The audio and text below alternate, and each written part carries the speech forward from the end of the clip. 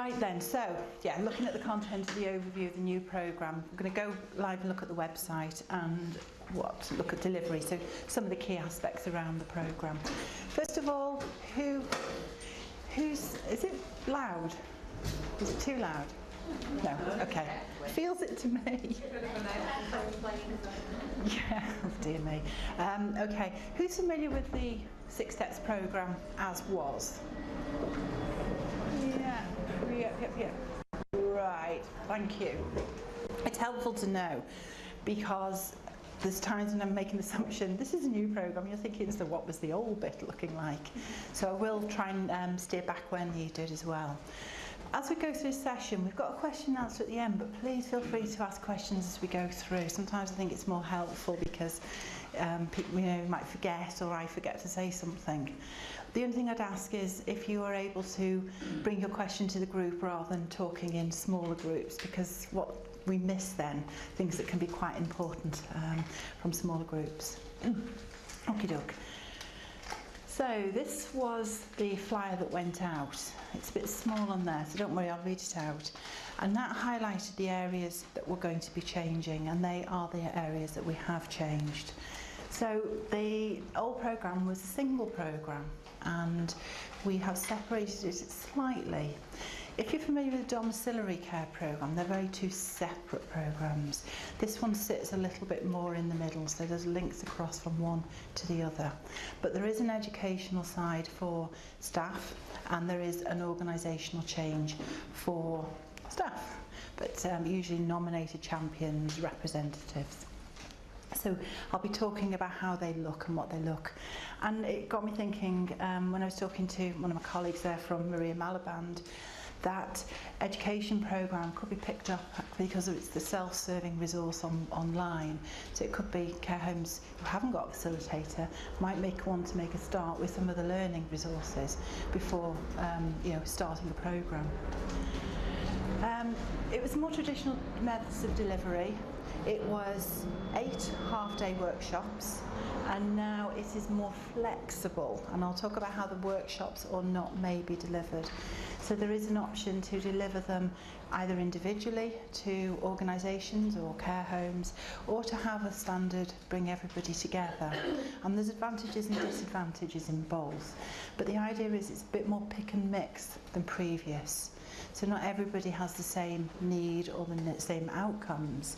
So it doesn't always make sense to put everybody at pre-step 1, which was the induction, and sit and go through exactly the same content right the way to the very end. So you might find now people map in or map out to different areas slightly differently.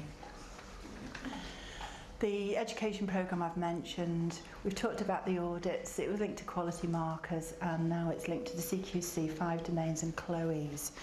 Just a point here that came up from our Welsh colleagues, that the Care Inspectorate has a different standard. In fact, it's looking at you for a steer. I believe it's actually under change and under trial at the moment with the release of the final standards next year. So quite hard at the moment, you probably don't even know what you're doing with them. So what we're going to do, and we had Teresa from Wrexham Myler and one of her colleagues on Tuesday, is that we're going to get in touch and we're going to map across the couple of areas, not that many that are linked into the CQC standards, but we're going to map those up and say have a Welsh version. So those bits will be mapped independently, but they'll all go on the website, so if you want to brush up your Welsh, you'll know. I live in Spain, so I actually might put them in Spanish as well. Bit of practice for me.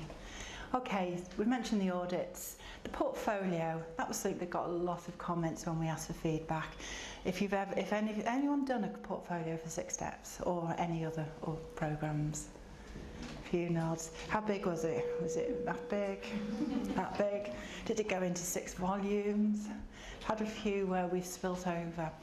And there was some great portfolios, but it felt a little bit duplicitous at times, and it didn't always feel relevant. And I think that's probably because the programme, when it was developed, things have moved on. So we streamlined that, and I'll talk about that as well.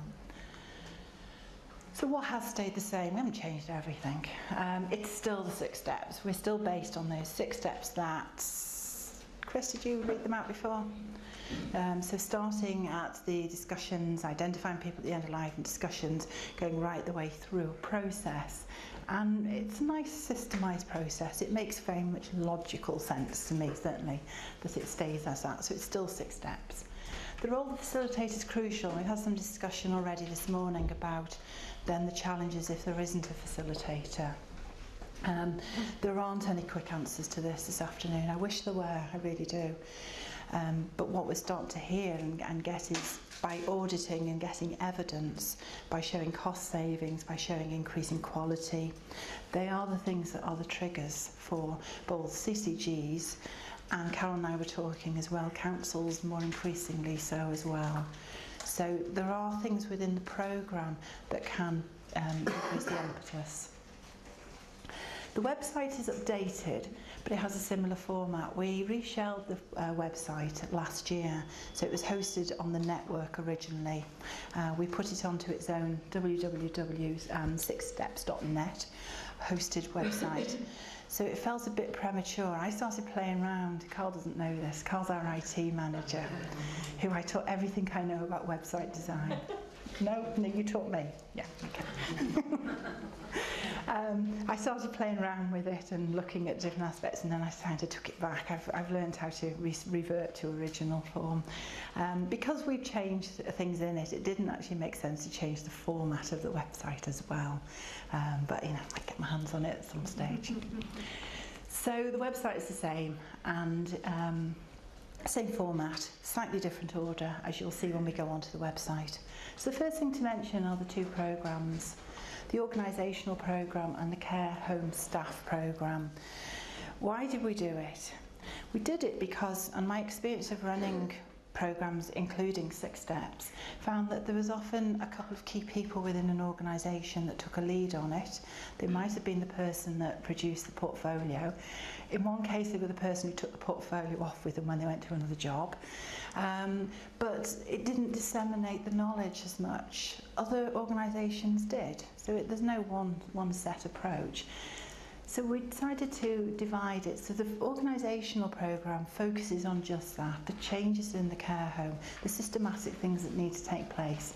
So we talked a bit before about the specialist, the register, sorry, and things like that.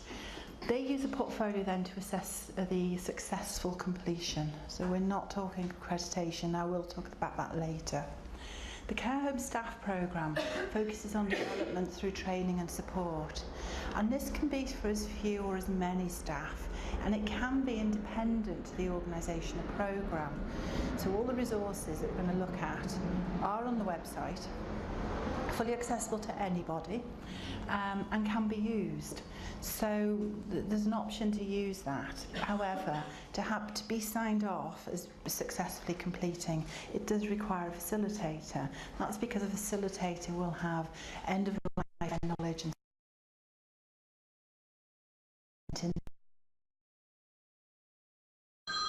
there. Oh, hello. Is somebody phoning me in? Yeah. Got a question. I've gone dead.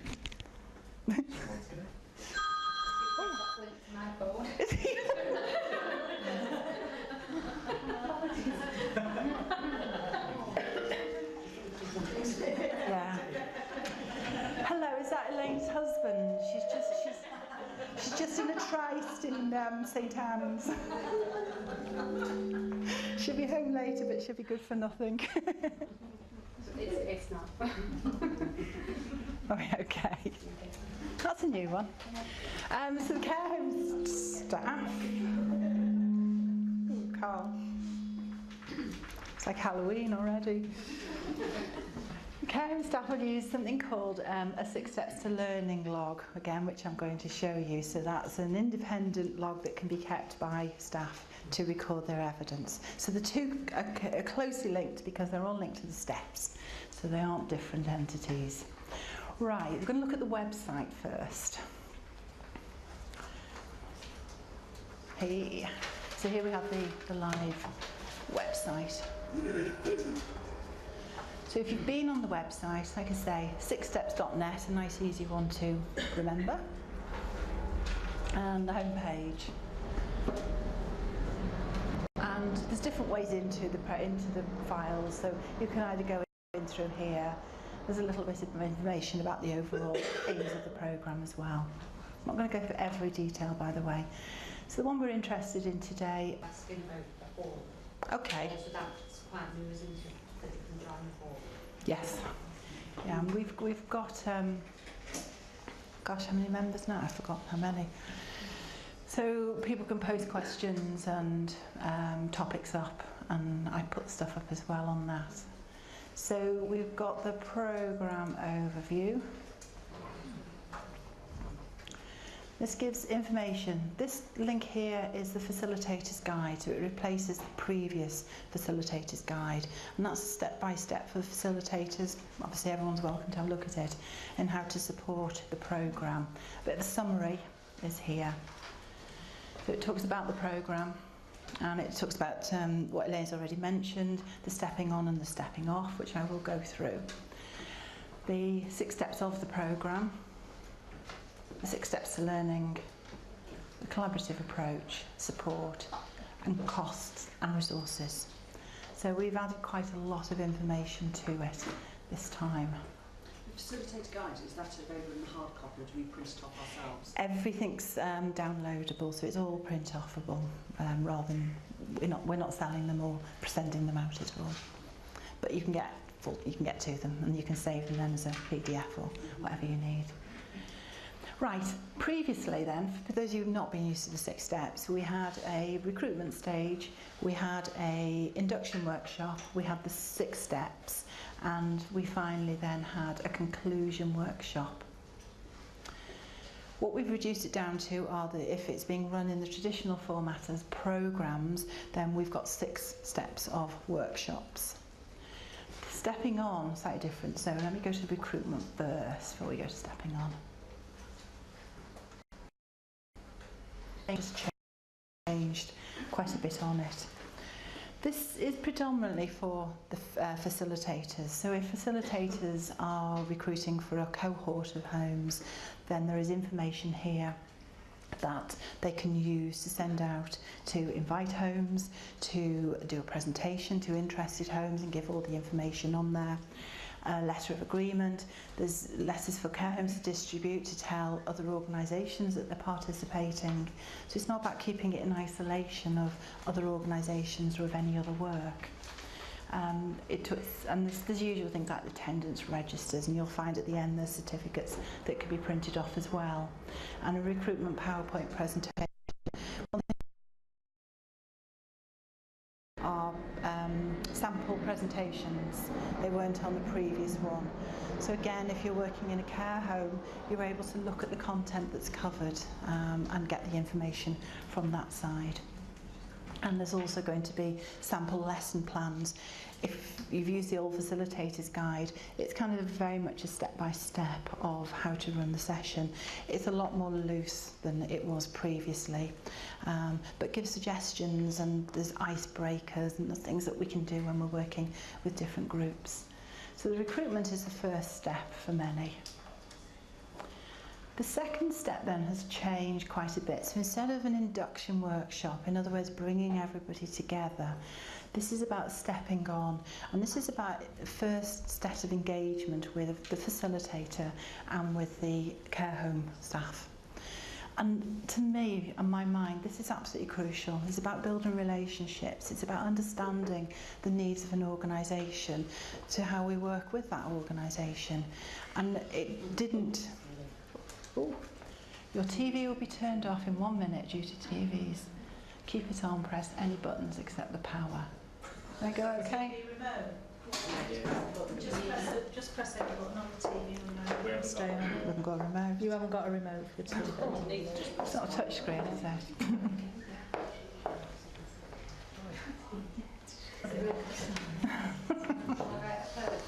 A person might be useful. TVs we've got at home. Oh, is You it? just need to press the remote control. We're obviously not trusted with the remote. It's like being in a hotel, cheap hotel actually. No.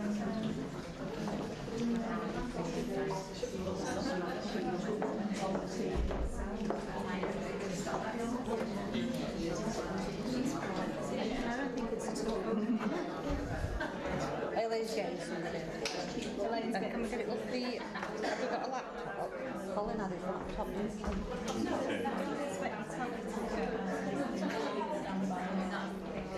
This is the crucial bit. Okay. Pressing the TV off. What's he done? Turned it off and booting it back up again, I think.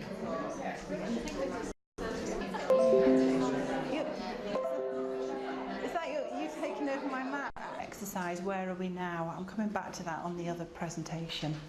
And thinking about where an organisation is starting from. So rather than making an assumption that everybody is in the same place at the same time, it's much more individualised. And this activity worked with the home, and we then produce an action plan. So for some organisations, they may not need to do certain things in certain steps. So it's making it, we're able to do that. That then, as a facilitator, gives you your plan as to whether it's best to have a cohort, whether it's best to have a drop-in group, whether it's best to do it individually. So it keeps it flexible for that. The portfolio guidance has changed, and I'm going to go through that separately. But we introduce this. The reason we introduce this is because, like any programme, it's not going to be done in 10 minutes. We've got to be honest, and as a facilitator, this takes time for a care home. It's not just going to happen quickly.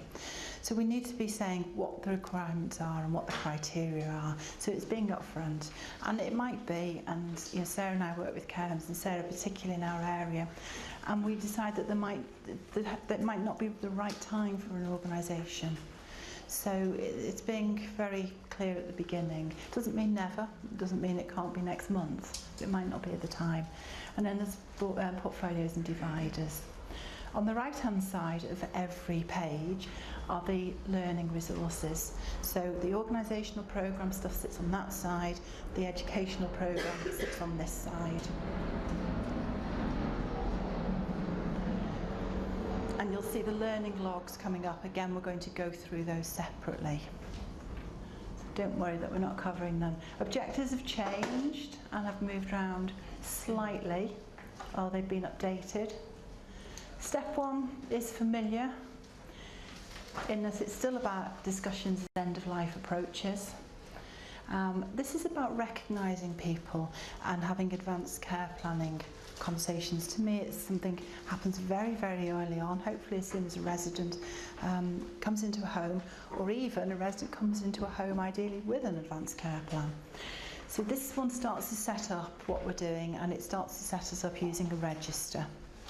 So a couple of things have moved from previous steps, but this is pretty much how it is now. So you can see the objectives. Each area has a name and objective. We don't have a time limit now for delivery of a workshop. So an end-of-life care statement, and I'll talk about that later. Northwest model supports a supportive care record, and we're able to identify how and when to undertake end-of-life discussions. Step 2, assessment, care planning and review. So we're looking at holistic care planning, individualised advanced care planning, implications in Mental Capacity Act and best interest decisions. There isn't a separate area for somebody with dementia because 70 to 80% of residents in a care home have dementia. So it's about integrating it throughout the whole programme, as well as bringing examples of other types of disease groups and different trajectories. And you'll see the resources are all underneath. And they say these are live, so you can have a look at these anytime you like. Step 3 is coordination of care. So looking at collaborative working, sharing of information, developing the end-of-life care champion, so that's gone back a little bit from previous programme, and being able to prepare for end-of-life care when a resident is identified. So similar sort of format. I say some things aren't actually on these. I've developed some learning resources as well that have gone on here, and I'll talk about those later. So if they're looking different to you, that's why. Step 4, high quality care. So looking at the factors for it, preparing staff and providing training plan for all staff. Although it would have been addressed earlier on as well within the stepping on process. Oh gosh, you can see Carl spotted it. Yes, okay, let's delete that one. Tell my programming isn't great. 5.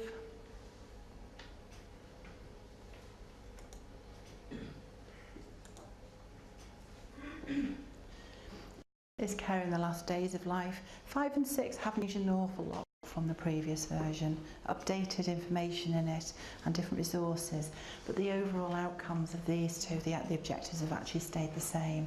So it's caring for somebody in the last days of life, and then number 6 is about caring for some bereavement and after death care.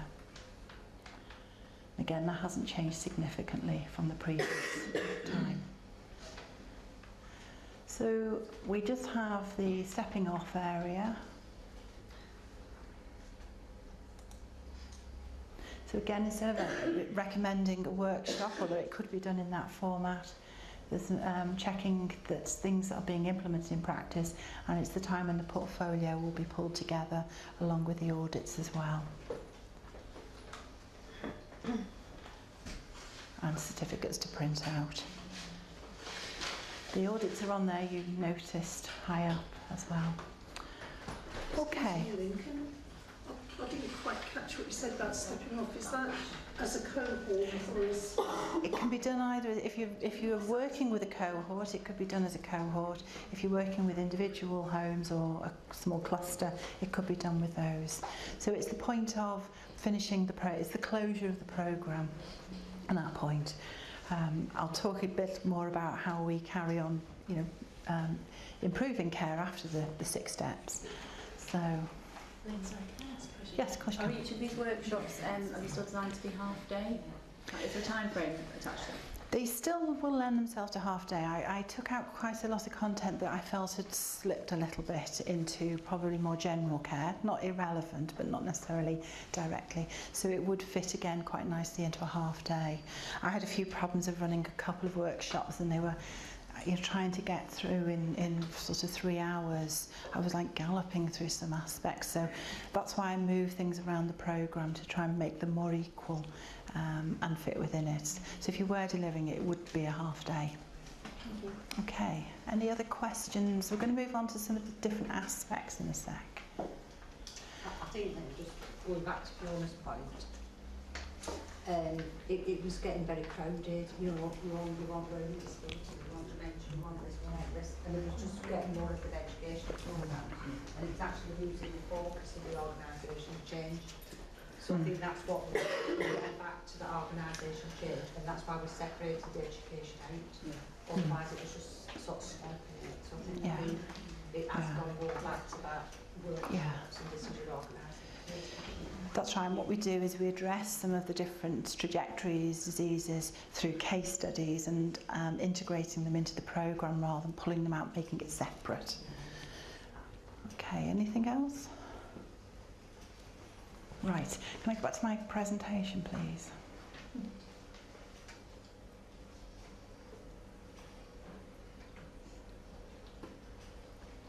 Okay.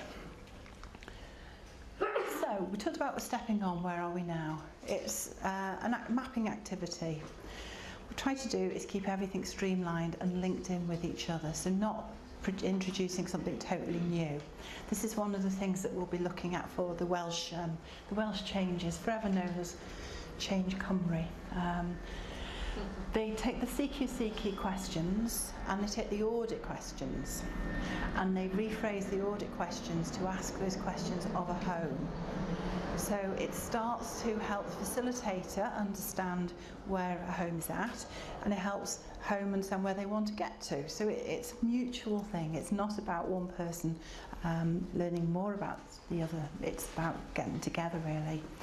So takes each of the CQC questions and it asks then, for example, does the care home have an end of life policy, set of guidelines?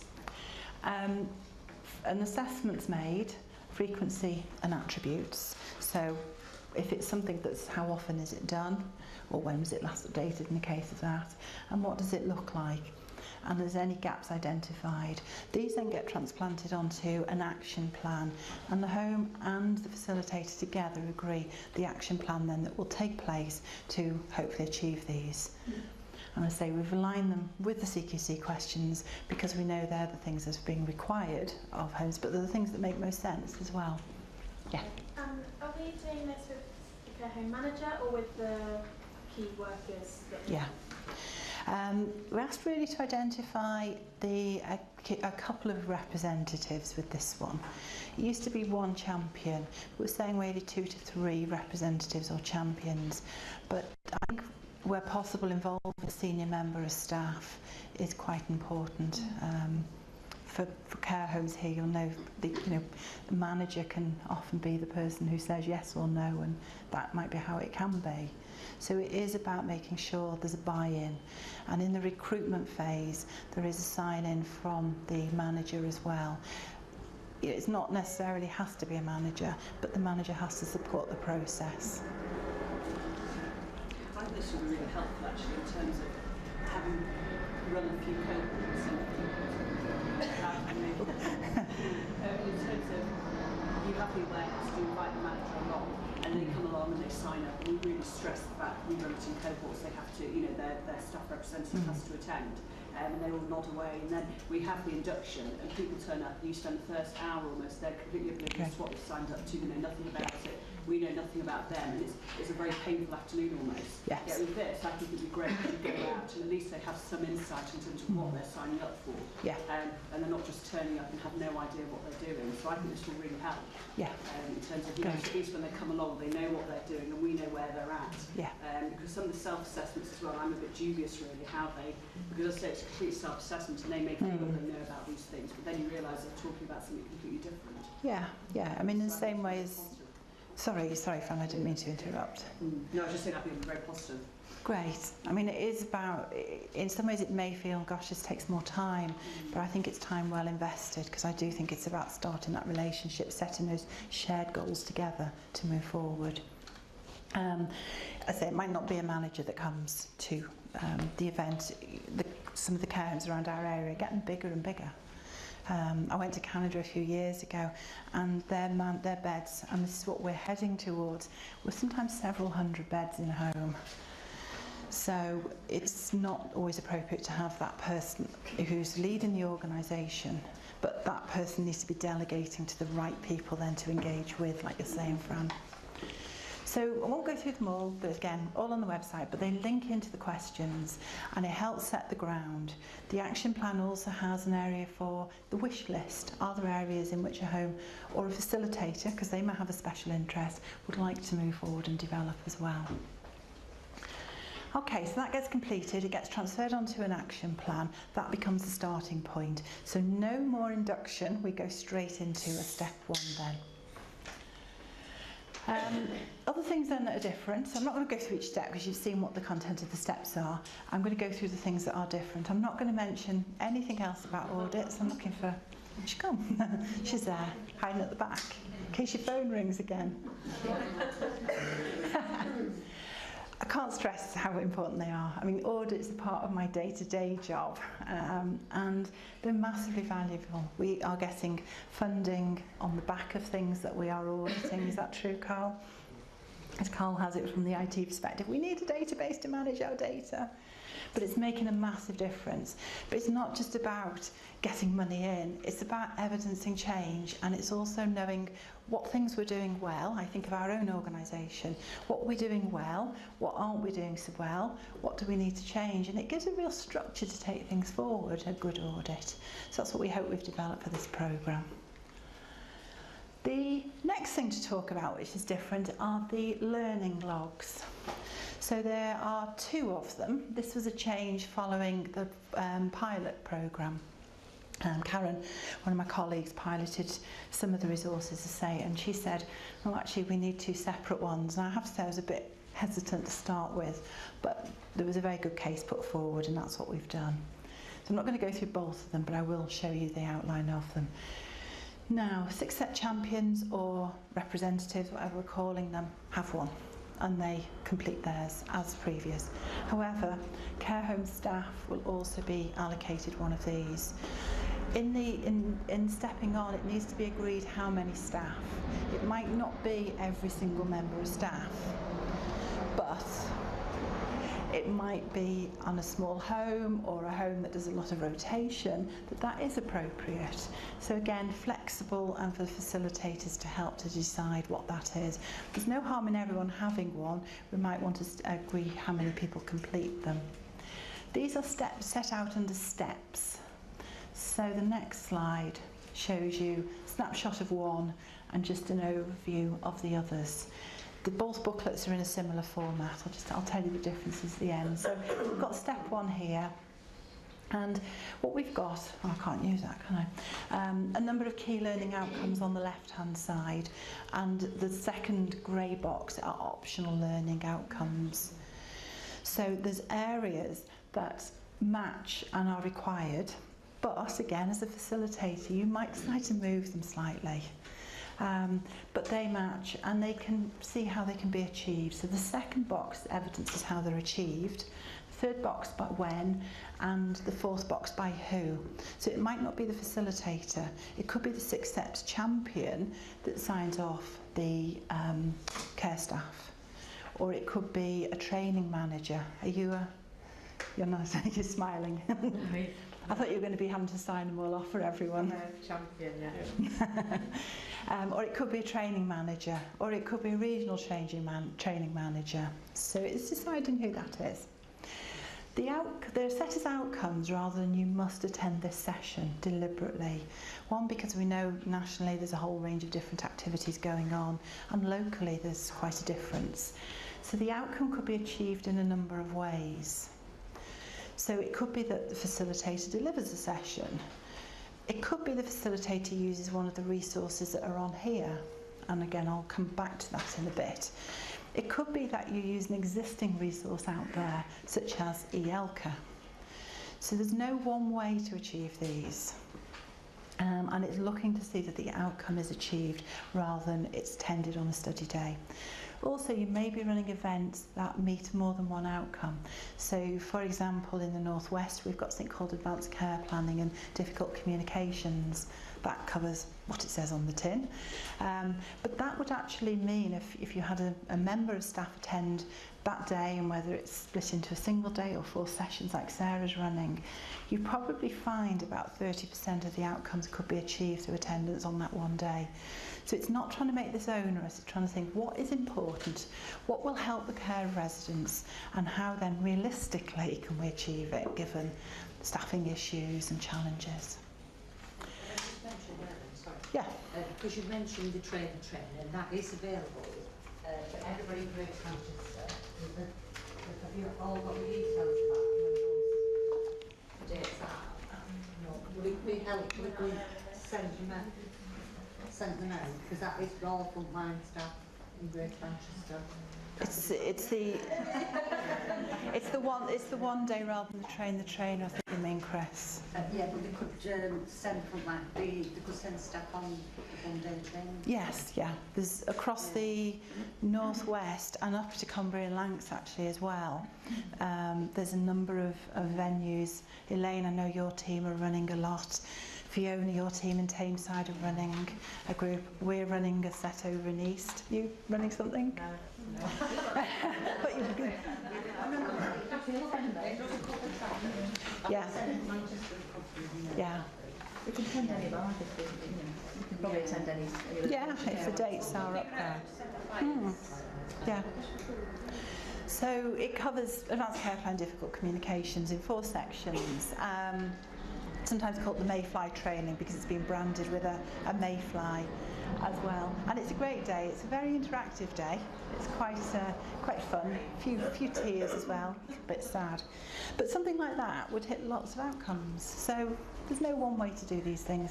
And what you can see is then each of the steps have that similar pattern. So these are little booklets on the website, they can be downloaded. There's slight differences between the champions and the care workers, but mainly because the champions need to know more about the underwriting mechanisms of some things, whereas for staff they need to know how it affects them when they're caring for that resident in practice. So slight differences. Any questions? I've either scared you or you... I think it was really good.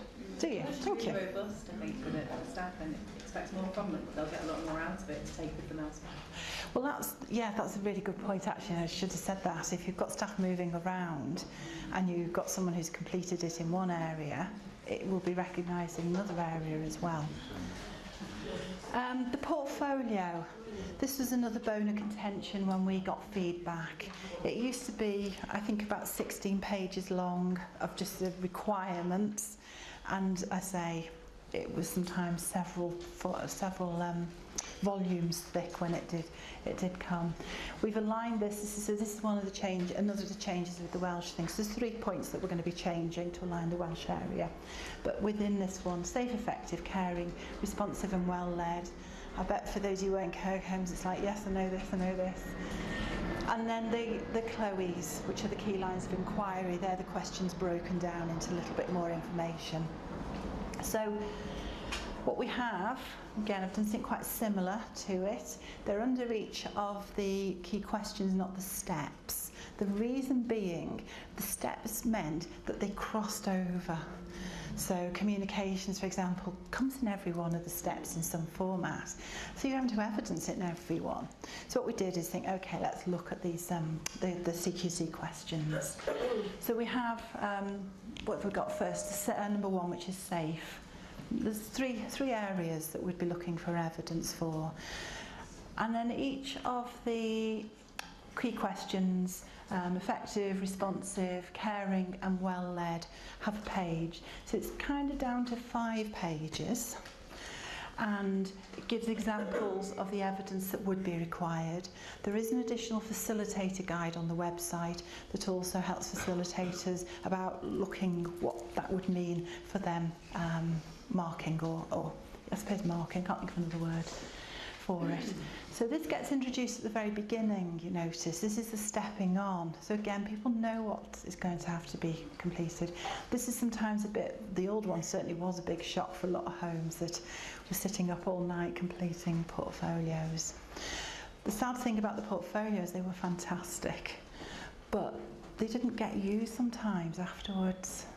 These can now be used when you've got an inspection. There it is, it's in the language of the inspector. And there's a lot of value then of needing to keep that up to date, because next time inspected, yeah, we've added that in, that's up to date.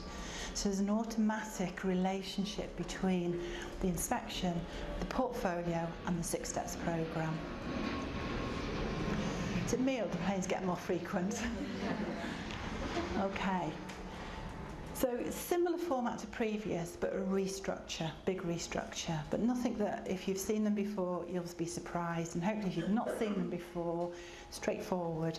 Don't forget, any questions you've got, there's an inquiry page on the website. I'm very happy to have any feedback or questions. There's also now on the forum, if you want to join, you can put a question up on there about feedback from the programme, and we will be looking at all feedback, believe me. So the additional resources, where am I for time? So we've got the end-of-life care statement. We used to have something called a end-of-life care policy, and we asked every home to start the policy at the beginning and work through it, and it always ended up a bit of a, I'm not quite sure what to do with this. Some homes already had policies, so they don't need a policy. We changed it because a statement, because we can't say it's a policy. But we can, if a home doesn't have an end-of-life policy, is adopt a statement. So it's a statement there that's an editable version, can be logoed by a home, can be downloaded, or it can be changed. And all it does, it's a couple of pages, it's about 2.5 pages long. It just sets out intentions, what we want to do with our residents for the end of life. So it's something that can be personalised, it can be used as a template, it could be used as a start point for something else, or it could be, oh, this looks okay actually, I'm going to use this. So that's now on the website. And that means then we don't have the policy running through each of the steps as well, and what do I do with this? There will be sample PowerPoint presentations for each step. That's for facilitators, but nothing's locked on the web pages, so obviously our care home colleagues are welcome to go and have a look at those. There's sample lesson session plans, and if anybody's got them things that they'd like to share, then they can go up as well. The align the 6 steps learning outcomes with existing resources. So don't forget, we're not saying you've got to go on this course or this session, we're saying this is what we want people to achieve. Now there could be things out there already that exist that are fantastic. Some of the resources I've put up there. There's the eELCA, have you come across that? Yeah, it's a great resource, isn't it? It's just been relaunched again as well, so there's some fantastic stuff. So there are sheets on each of the right-hand column that link in the learning outcomes and give suggestions of how that could be achieved. But you might have something totally different, which is great. The RCN Fundamentals of End-of-Life Care. If you're not nursed, don't worry, because it's a lot about the care that's given to people. It's not focusing on nursing care. It is good care. It's worth looking at. There's a new series of videos being released, and it's been produced by St Anne's and Spring Hill Hospice, and they're producing a set of 10 videos and learning resources around vulnerable populations. So they pick the different, what's the word I'm looking for? Protected characteristics, and they've produced a learning aid by that. So it's a live lecture that's been delivered with resources around it, and it's often by a national speaker. They've videoed those and they've put them up on YouTube. So again, learning outcomes could be met by something like that as well. So it's been really creative and also making learning more interesting. It's not about standing like you're sitting here in front of a PowerPoint doing sessions. Teaching and facilitation options. There are bespoke videos, I'm going to show you one in a second, and worksheets. So each learning outcome also has a worksheet attached to it. So if you felt that you wanted to use those to support learning, you'd be very welcome to do that. We're also starting to develop some extra resources, such as the video. There's a series of them. At the moment, there's 2 lots. One is around advanced care planning.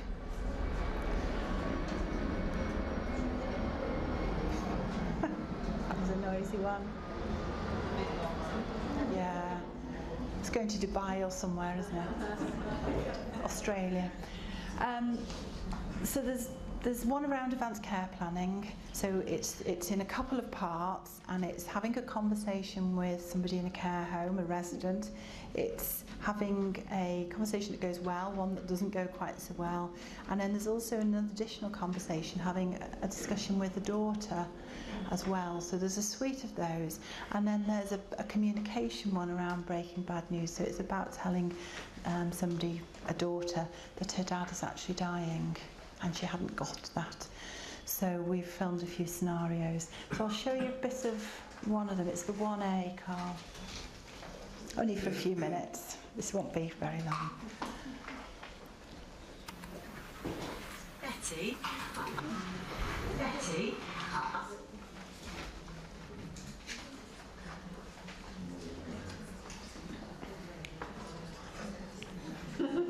I was wondering if I could catch up with you today about how you're feeling about your chest and how you're feeling what's been happening recently. Oh, yeah, you know, it is what it is, isn't it? Yes. Hasn't it been lovely and sunny this? Oh, raining a bit now, but it's been gorgeous. Do you know And what? I love that garden. Oh, I know you do. I know you love the garden, but it has been lovely weather. You're right. It's lovely. It makes a nice change, doesn't it? Yes. Just getting back to your chest, because you've had a few infections recently. What are your thoughts about what's been going on? Oh, well, I'm just used to it now. Just used to it. Yes. Yes.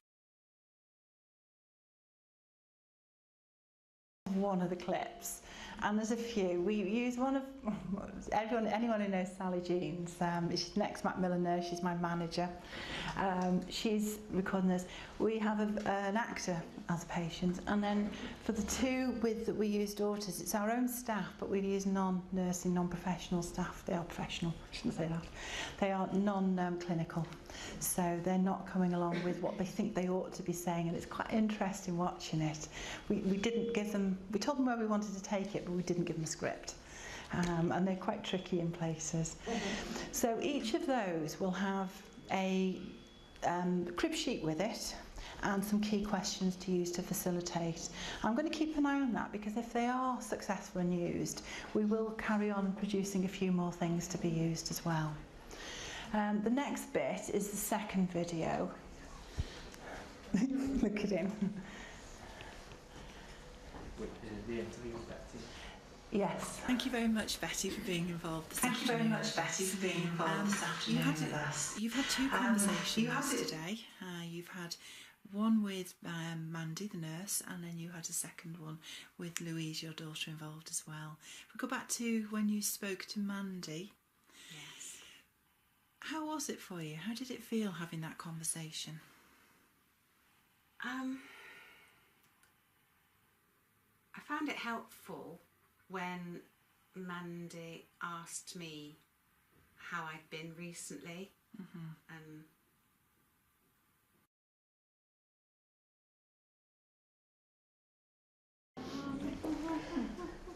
Okay, so each of the sets of videos then have an interview with the actor or the person involved, and we ask them to not be in role but to give us feedback, and that can be quite insightful as to how you made. So if you use them as a teaching aid, you might want to ask your group, how did you think so-and-so felt? I think we use in advanced comm skills when we're teaching it. So they're all on as well, so there's a whole suite of those at the moment. And I say they're all, freely available, downloadable if you know the tricks to download YouTube clips. Oh, no, maybe not. Okay, so we've got the videos, and we're still going to add some more resources as well. So as things come up, we're going to be putting some additional resources on. So they are there to be used. What I want you to do is have a think now. So we've heard a bit about the structure of the programme. We've heard a little bit about the ways it can be delivered differently. I want you to go into roughly sort of thirds in a group. So can I go down the middle there? And let me think, down the middle there. Right, it's okay, because what I'm going to do is just ask you to talk in twos and threes within that group. So it was just to give you, so if this group, have a think about number A, and I'll talk a bit more about it. Middle group, home B, and the far group, home C. What I want you to do is think about, right, you're going to set up and deliver this programme, or you're one of the organisations within one of those homes and you want to run the programme. What might you do, thinking about the structure we've talked about, thinking about the steps, particularly recruitment and stepping on, and what might that mean to how the programme is run? Right then, shall we carry on again? So, we've got three care homes. How are we going to run the programme? Can I start at this end? Care home A, what sort of things did you come up with? What might you do? You said that maybe work through the website, myself. That's what I would do. But you said about maybe contacting a facilitator like that. With facilitators, I've had people ring up and say, "Oh, I had to do the 6 steps. When's your next cohort starting?" So, you can do it either way, depending on how proactive you are, I guess. About. Yes. Yeah, and taking that initiative. So it could work for either a care home or a facilitator to use. So got the website results, the resources, I should say. Anything else then that you might want to think about? So you're not known to the facilitator, you want to do it. Anything else that you might think about doing, either as a facilitator or a care home? If you didn't have a facilitator, you could link up with other care homes. Yeah. To support one another. that's right. So find out if any other care homes have done it. That's a new noise.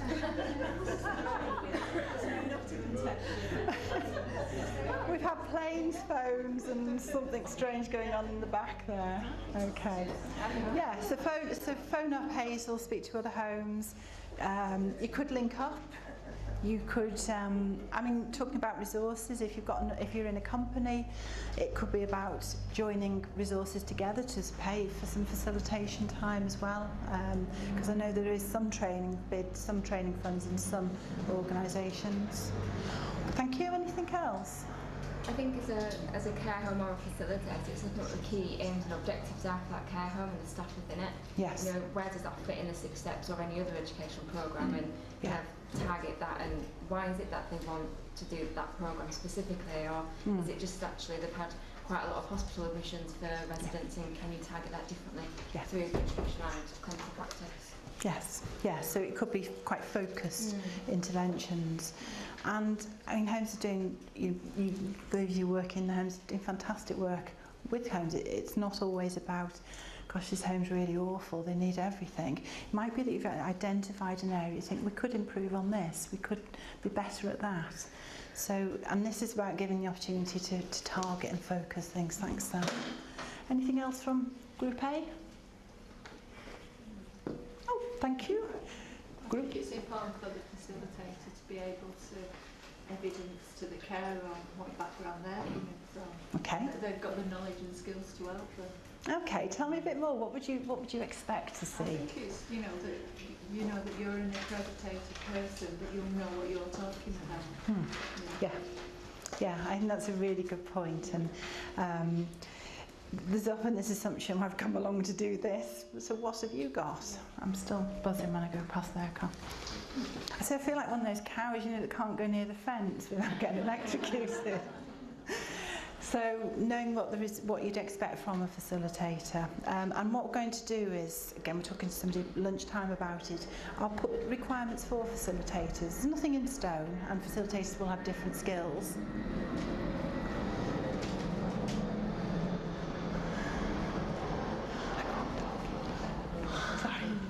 I'm not talking, I'm going to stop talking every time there's a plane. We could be here all night. So it's about, we're going to put some requirements up. So we were saying about things that we want a facilitator to have. I mean, some education background, hopefully, certainly some end-of-life experience. Maybe working with care homes previously, maybe not. I guess something about a personality and being able to adapt to different types of settings as well. Great, thank you. So care home B, refer to a facilitator, you're in special measures, or you're a facilitator and this care home is in it. What might you be thinking about here? I think about that, where are we now? I think it would be really useful, because it might be looking and thinking actually this isn't the right time because they've got so much going on at the minute. And I've found whenever I've worked with homes and special managed, the turnaround of staff is so high that they'll have different managers, and companies will send in special managers and project managers and things like that. And it might be about saying, you've been told to do this, how much can you actually put into this at this time? And if you are going to do it, those different learning documents would be really good, so if this turnaround does carry on, at least they'll be taking it somewhere else with them. Yeah, so you could use things that might go elsewhere, but I think you've got a really good point about, hang on, this might not be the right time for anybody here. It could be not useful, because sometimes we set people up to fail, and if it's not the right time. It struck me when I've worked with care homes that have been in special measures, that they have enough on the plate, and also the whole home is often disruptive. They were doing interviews at one home, and they'd moved all the residents that usually would had dementia, that would usually be in that lounge, into a different lounge, and the place was just an uproar because nobody knew whether they were coming or going. So it is about choosing the time and the place. Lady in the back, you were going to say something? Similar thing. Yeah. But also trying to find out exactly why, identifying why they're in special measures. Yes. If it's something to do, if it's something to do with end-of-life care, it's just really being there as a support for them, isn't it? And letting them know, even if they're unable to contribute to the programmes, just to know that we're still there to support you until it's end of life. Yeah, good point. And it could be that we start to look at, do the where are I now activity, and it might be that starts to pick up on a couple of things, almost like a pre-6 steps programme. So we could start to think about maybe some education around one area, not necessarily meeting every step, but starting off early to move back in when that place is ready as well.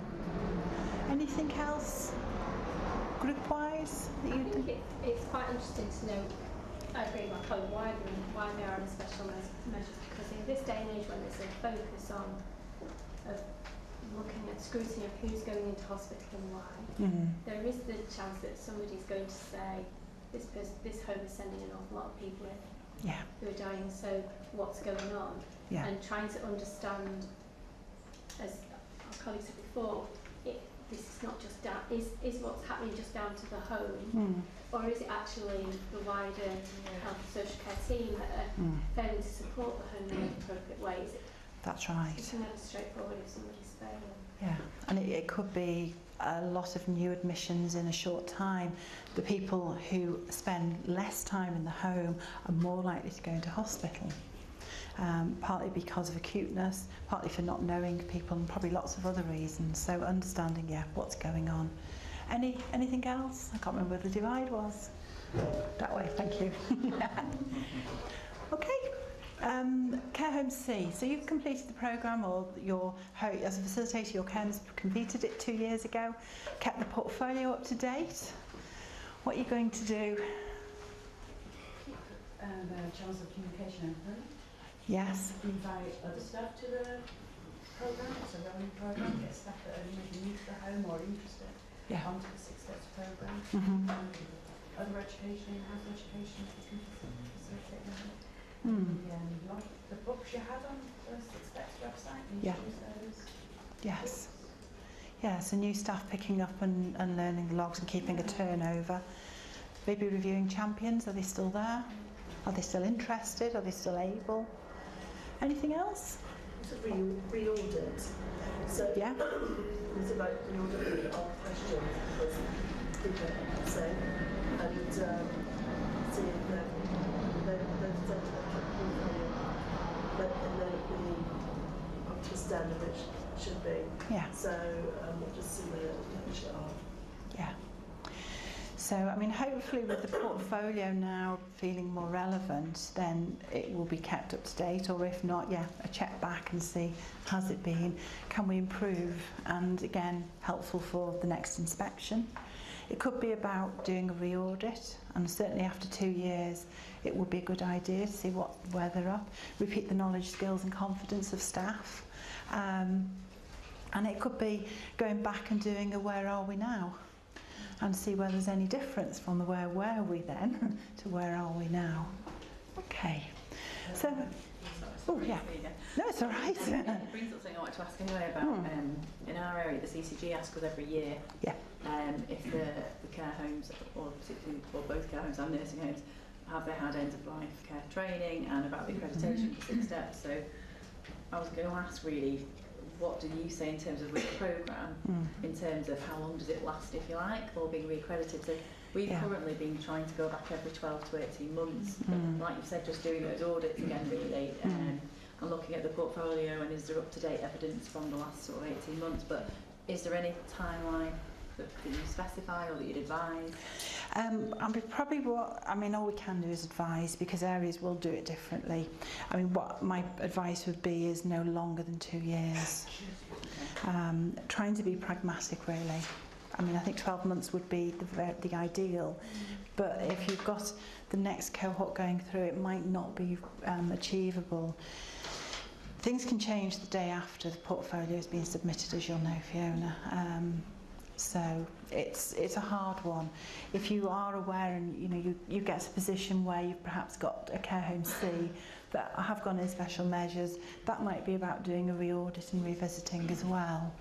So I guess probably what I'm saying is between 12 months and 2 years, but no longer than 2 years. Depending on the triggers.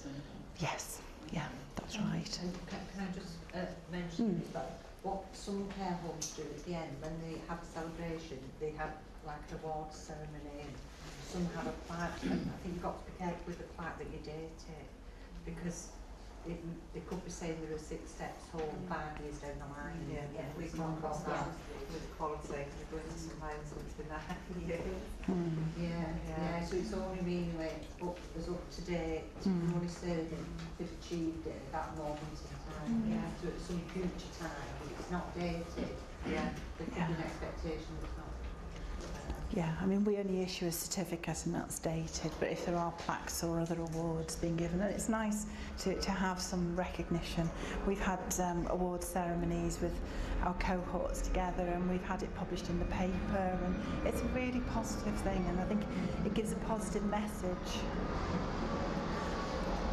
to community beyond that as well, because when they're in the press, it's usually negative, unfortunately. So it's about getting a positive message as well. Any other questions regarding the delivery? Like I say, you will find the facilitator guide, you'll find the steps are in order, you'll find the content is pretty much in order where I've been able to. So hopefully a lot of it's quite self-explanatory. Things like the audits and the portfolios, they've all got instructions attached to them as well. And we're happy to answer any additional questions that you may have. Okay, so the flexible guidance then that we're starting to put together, these are some of the things that are coming up and aren't necessarily up at the moment. Requirements for a facilitator, you made a really good point about who is this person who's supporting you. It's hard to say because there's no one person that makes a facilitator, and sometimes people that should be good aren't, and vice versa. But there are some core requirements, so we'll start to pull. I'm thinking of it, I'm going to do this as a job description actually, not that it will be a job description, but maybe putting, because I think some of the personal qualities that go in are as important as some of the experience as well. Then can I just ask a question about that, because we're about to embark on a big piece of work. Will your competencies or requirements match the networks, because they did a piece of work a couple of years ago. Right, yeah. I'm being told yes. Okay, so I don't want to do a big piece of work if it's going to...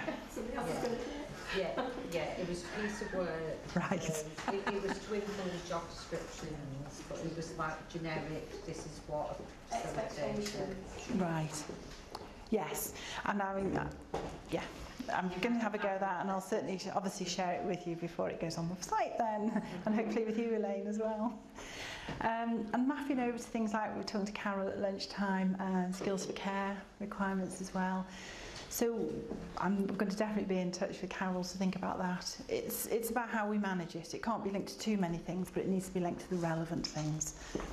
The biannual review process, that's sort of a maximum, and probably doing a revisit of the where are we now is my thoughts around that at the moment.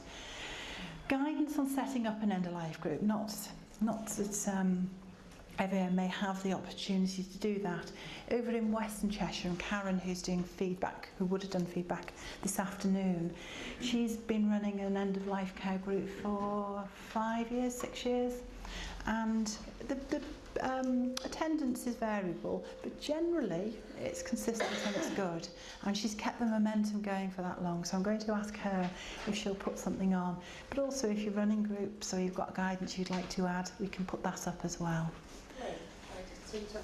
I probably didn't say this in my presentation, but something that came up on Tuesday from the group at Blackpool in terms of setting up an end-of-life group, an area there within that group that they set up actually did some analysis of the audits each time they met. So that was a really good opportunity to use the audits and sit down as a wider team, not just the nursing home or residential home, but the GPs, the multidisciplinary team, and actually look at some of that audit analysis. And then they also had education as well alongside that, so it was just a really good forum back and forth. So that's something just to think about. I think it's about putting ideas together and finding something that may work or may be tweaked and work, rather than saying this is the way it's done. The other thing that's going on with the costings, I mentioned the work by Angela earlier on. She costed out a cohort of 10 10 homes. I've got a similar costing. We're quite similar figures actually. I've done it for 6 care homes. So they're going to go on again. So if you're a facilitator looking to know how much it costs in time, or a care home looking for those costings, things like that will be up as well. And then just to start to finish off now, for me, thinking forward for the future. So it doesn't stop here. It never does it? Thinking for feedback, welcome any feedback you've got, either people who've used it or looking at the resources. There is a spot on the forum now to put some feedback. There's also the email address that I'd love to hear from anybody about your thoughts and comments. Things change, that's why we modified the first programme and brought it into a slightly different line. Keeping updated with evaluation, say, I said earlier on, really hopeful that we can get some independent evaluation once we have some cohorts having gone through the programme. Looking at then keeping the programme evidence-based as well. I don't want to put more and more audits in, but you'll be aware that patient recorded outcome measures are becoming quite key in health social care. And how do we know that what we're doing is having an impact on the resident? So it's, although it involves audit, it's not for audit's sake, it's about making a difference to that person. And there's some work going on there, so it's incorporating some of that work, but not trying to make it onerous. Keeping, sorry, yes. One thing that might help, particularly the care homes, in terms of, I think the key line of inquiry linkage will be really popular. But also, I know you don't want to map to everything that's going on, but the latest NICE guidance would be really helpful to, because that's what CQC inspectors are looking for, to see that that is embedded in practice. Yes, yeah, that's a good point. Yeah, thank you. I'm keeping all these thoughts in mind because I think it's important we keep it updated and we remap it to things as needed as well. Making sure that ideas and sessions are evidence-based. So any new ideas that we come across, I came across it called the double surprise question last year in a conference. Yvonne Engels from the Netherlands had done some work and then she's recently published it. So it asks not only, are you familiar with the surprise question? Do you know what the surprise question is? How long? Will they die within 12 months? And what's sometimes the answer to that? Don't know. So adding in to the second part of the question is, would you be surprised if this person was alive in 12 months? And it's proved through the evidence and the research to have actually got a better predictive rate. So it focuses the mind not only in the vague, but in the more focused area as well.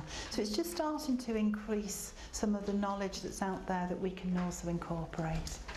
And then there is the opportunity to share resources via the forum. So care homes and facilitators, best practice, good ideas, anything we want to share as well.